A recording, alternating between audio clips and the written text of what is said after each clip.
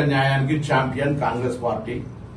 ఆ కాంగ్రెస్ పార్టీలో పుట్టి పెరిగిన వ్యక్తిగా నేను గాని, గౌరవ మంత్రి లక్ష్మణ్ కుమార్ గారు గాని ఎటువంటి దురుద్దేశాలు మాకు పార్టీకి సంక్షేమం తప్ప ఇంకొకటి లేదు. జరిగినటువంటి ఒక అపోహ వాటన్నింటి పట్ల నేను ఆ మాట అనకపోయినప్పటికీ దానికి పత్రికలో స్వీకరించినటువంటి ప్రకారంగా కొంత తన బాధపడినటువంటి మాటను నేను క్షమాపణ కోరుతా ఉన్నా. ఎక్కడ కూడా అటువంటి ఆలోచన లేదు. నాకు అటువంటి ఆ వరవడిలో నేను పెరగలేదు.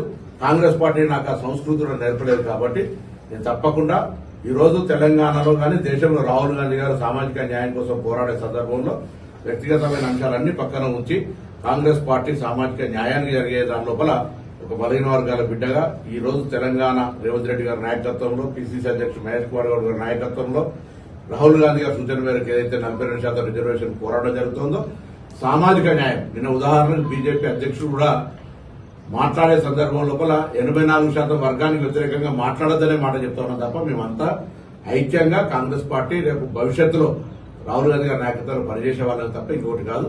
లక్ష్మణ్ కుమార్ గారు వ్యక్తిగతంగా బాధ కలిగి ఉండి బాధిత సమాజంలో మేమంతా కలిసి పెరిగినటువంటి వాళ్ళమే కరీంనగర్ టౌన్ లో.